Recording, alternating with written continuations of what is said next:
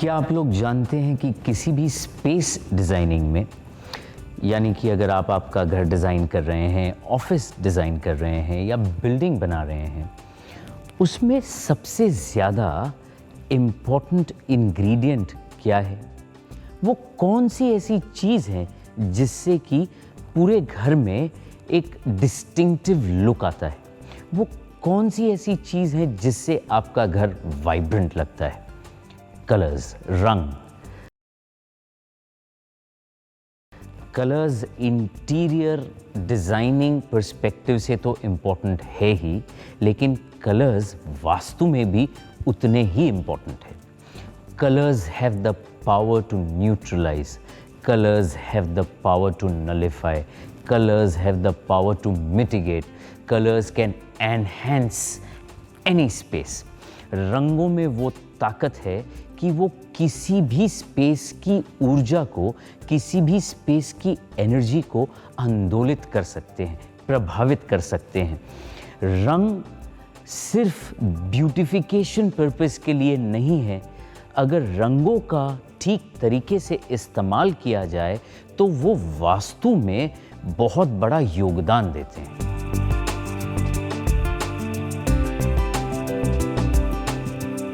आज हम एक ऐसी इंटरेस्टिंग स्पेस में हैं जहां पे 360 डिग्री व्यू है।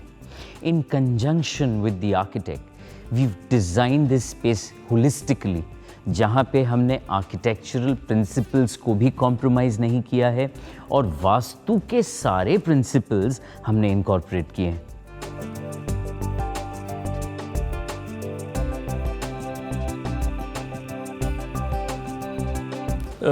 ये पर्टिकुलर क्लाइंट जिन्होंने ये प्रोजेक्ट हमें दिया था as an architect, site visit पे पता चला कि उस लोकेशन पे 360 डिग्री व्यू है। साउथ साइड पे सबसे अच्छा व्यू था। First thing that came to my mind was कि मैं as an architect south side को कैसे कैप्चर करूँगा, क्योंकि ये डायरेक्टली वास्तु प्रिंसिपल्स के कॉन्फ्लिक्ट में जाता है। बट उस पर्टिकुलर प्रोजेक्ट में हमारे जो वास्तु कंसल्टेंट क्लाइंट ने एंगेज किए थे, उन्होंने उस चीज़ को एनर्जेटिकली रिजॉल्व करके मुझे एज एन आर्किटेक्ट जो चाहिए था उन्होंने ब्लेंड करके दिया हुआ है, जिस वजह से आप देख सकते हैं कि 360 डिग्री व्यू में उस पर्टिकुलर बंगलो में हर रूम में विंडोज है एंड लाइट एंड वेंटिलेशन हो रहा है। जो उस पर्टिकुलर लोकेशन डिमांड कर रहा था अच्छे व्यूज का, वो हमने एज एन आर्किटेक्ट कैप्चर कर सके। For simple reason is that there was a vastu consultant who gave us the right corrections and that's how we were able to blend architecture and vastu and deliver what you are seeing here. हर parents का ये सपना होता है कि वो अपने बच्चों के लिए एक प्ले एरिया बनाए। अगर आपके घर में प्ले एरिया है और एक इंडिविजुअल गार्डन है जहाँ पे आपने प्ले एरिया क्रिएट किया है, तो वास्तु पर्सपेक्टिव से वो कौन सी दिशा में होना चाहिए, वो कहाँ होना चाहिए, उसकी शेप कैसी होनी चाहिए, आइए अब ये जानेंगे। अगर आपके घर में गार्डन है तो इस बात का ख्याल रखें कि गार्डन या तो नॉर्थ में बनाएं या ईस्ट में बनाएं। ये मैं क्यों कह रहा हूँ? आजकल बड़ों में नहीं, बच्चों में भी ये पाया जाता है कि उनमें विटामिन D3 की डेफिशिएंसी होती है। अगर किसी के घर में भी गार्डन है तो ये बात जायज़ है कि बच्चे सबसे ज़्यादा वक्त गार्डन में ही बिताएंगे। तो अगर आपने आपका गार्डन ईस्ट या नॉर्थ में बनाया तो जो सन रेज है जो ईस्ट में से आती है या जो नॉर्थ ईस्ट में से आती है, ये बच्चों की सेहत के लिए बहुत ही फ़ायदा करते हैं।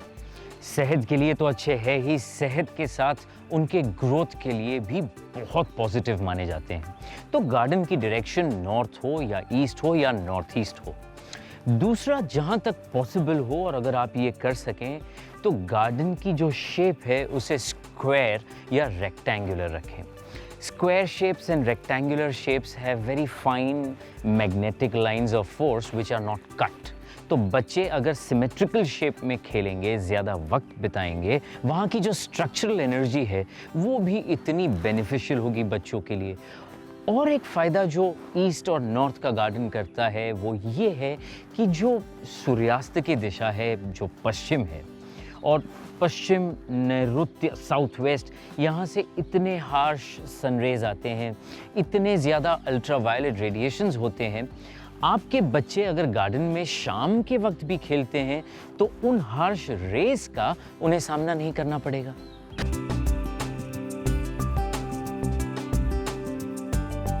अब वेब, मोबाइल और टीवी पर उपलब्ध